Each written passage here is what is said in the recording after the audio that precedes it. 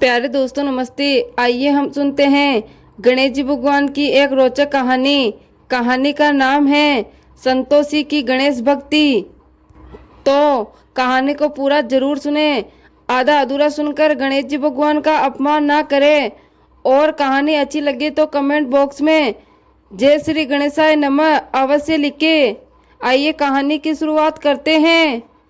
संतोषी की माता के गुजर जाने के बाद उसके पिता ने दूसरी शादी कर ली, पर संतोषी की दूसरी माँ गायत्री कड़वी स्वभाव की थी।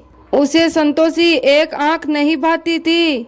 एक बार संतोषी गणेश जी भगवान की पूजा पाठ कर रही थी, तब गायत्री ने उसे देख लिया और गायत्री बोली, जब देखो तब ही पूजा पाठ करने में लगी रहती है, जैसे भगवान गणेश तेरी ही सुनने को बैठे हैं।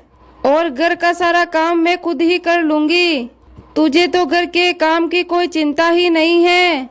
और साथ में उसके पति को बोलती है, तूने बस एक गणेश जी की प्रतिमा लाकर घर में रख दी है और लगा दिया अपनी बेटी को पूजा पाठ करने में, जिससे वो घर के कामों से बच जाए।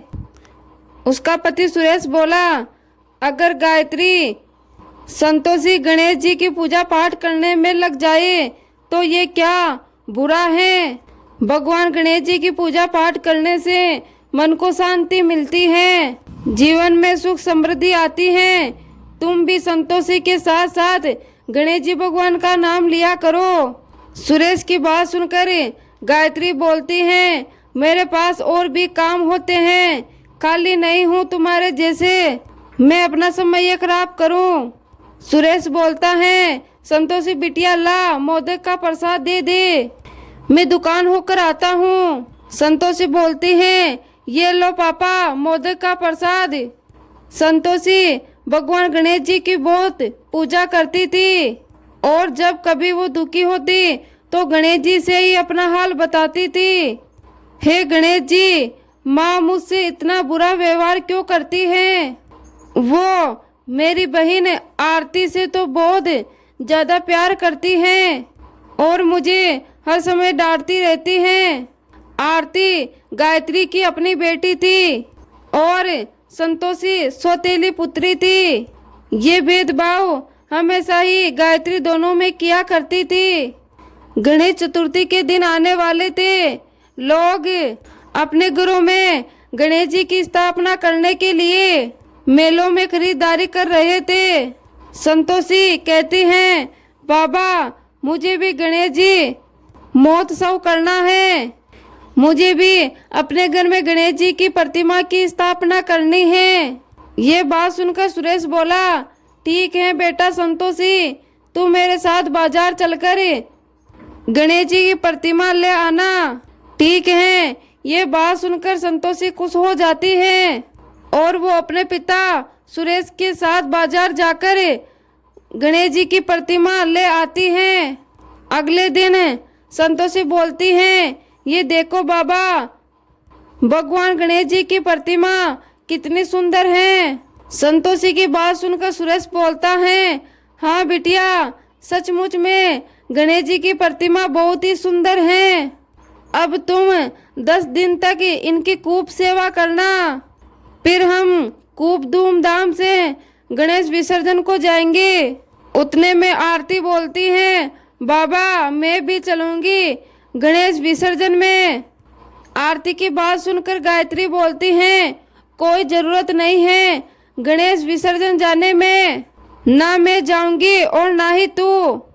उतने में गायत्री अपना मुंह बना लेती है और मन में कहती है, देखती हूँ मैं भी तू गणेश विसर्जन कैसे करती है। संतोषी भगवान गणेश जी की प्रतिमा को भोग लगाती और पूजा आरती करके भोजन ग्रहण करती। एक सुबह संतोषी रोते रोते बोलती हैं, बाबा गणपति की प्रतिमा कहाँ गई। बाबा मेरे गणेश जी की प्रतिमा यहाँ नहीं है, स्थान खाली है। बाबा मेरे गणपति की प्रतिमा कहाँ गई, मेरे गजानंद कहाँ गए बाबा। ये बात सुनकर सुरेश बोलता है, रो मत संतोषी, ऐसे कैसे प्रतिमा यहाँ से गायब हो सकती है? रुक, मैं देखता हूँ। सुरेश गायत्री से बोलता है, गायत्री, संतोषी ने यहाँ गणेश जी की प्रतिमा रखी थी, लेकिन अब वो प्रतिमा नहीं है। सुरेश की बात सुनकर गायत्री बोलती है, मुझे पता नहीं प्रतिमा कहाँ है, मैं इनकी देख रेख करूंगी तो फिर हो गए घर के सारे काम। ये बात सुनकर आरती बोलती है, बाबा अब हम कल किसका विसर्जन करेंगे? संतोषी बोलती है, बाबा लगता है मेरे से कोई अपराध हुआ है, इसलिए मेरे गजानंद मेरे से रूठ कर चले गए।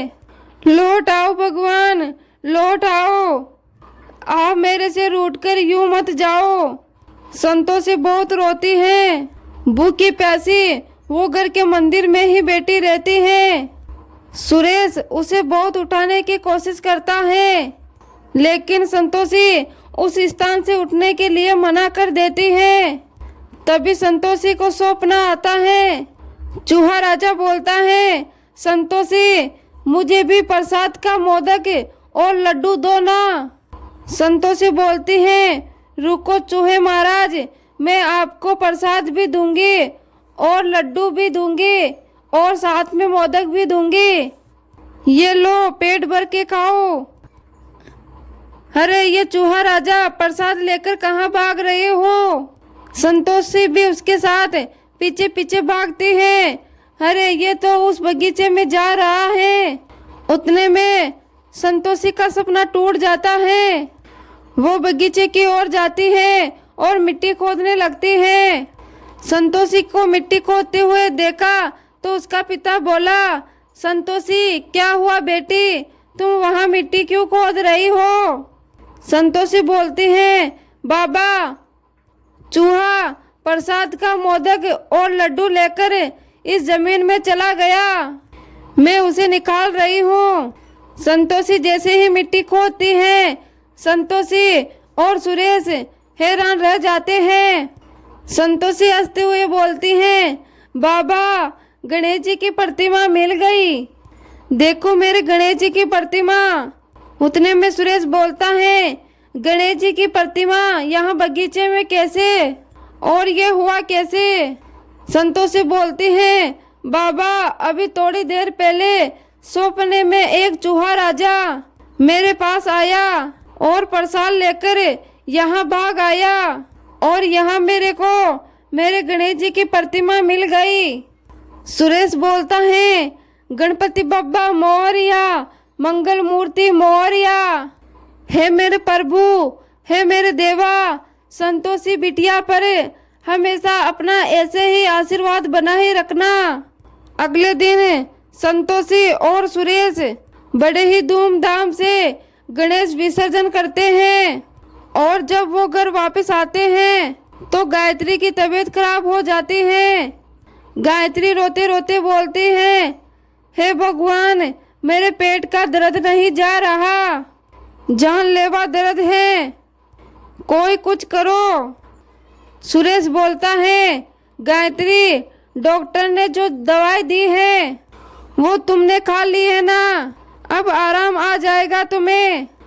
और इधर गायत्री का पेट दर्द कम ही नहीं हो रहा था।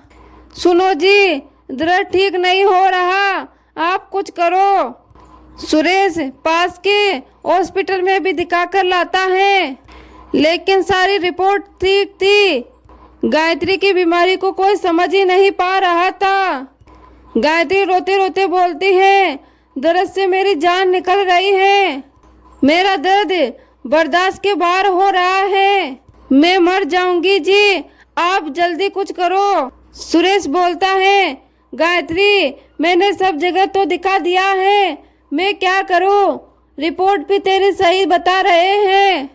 उतने में संतोषी बोलती है, माँ ये गणेश विसर्जन की प्रसाद का मोदक खा लो, आपके पेट का दर्द बिल्कुल ठीक हो जाएगा।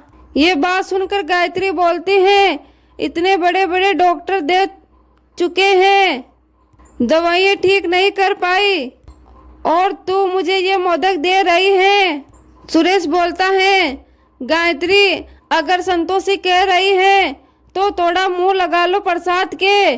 गायत्री जैसे ही मोदक का लड्डू मुंह में लेती है, उसके पेट का दर्द बिल्कुल ठीक हो जाता है। गायत्री बोलती है, ये कैसे हो सकता है, मेरे पेट का दर्द बिल्कुल ठीक हो गया। मैंने कभी भी भगवान गणेश पर विश्वास नहीं किया, लेकिन आज मैं उनके नाम का प्रसाद खाकर बिल्कुल ठीक हो गई। और मैंने ही उनकी गणेश प्रतिमा को घर के बाहर मिट्टी में दबा दिया था, ताकि संतोषी घर में पूजा नहीं कर पाए। और आज इसी के हाथों का प्रसाद खाकर मैं ठीक हुई हूँ। सुरेश बोलता है, गायत्री तूने हमेशा ही संतोषी को अपने से दूर रखा है।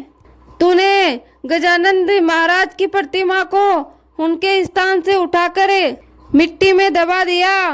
शायद भगवान ने तुझे इसी बात का सबक दिया है कि कभी भी किसी के साथ बुरा बर्ताव मत करो।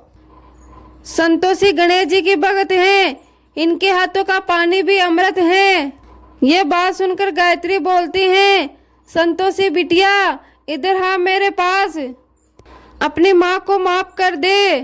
गायत्री संतोषी को अपने गले से लगा लेती है और इधर सुरेश और आरती भी ये सब देखकर बहुत खुश होते हैं। गायत्री को अपनी गलती का एहसास होता है और अब सब मिलकर गणेश जी भगवान की पूजा पाठ करते हैं। और उस दिन के बाद से गणेश जी भगवान संतोषी के जीवन में खुशियां ही खुशियां बिखेर जाते हैं। तो प्यारे दोस्तों, ये थी संतोषी की गणेश भक्ति की प्यारी सी कहानी। उम्मीद करती हूँ आपको कहानी पसंद आई होगी। धन्यवाद।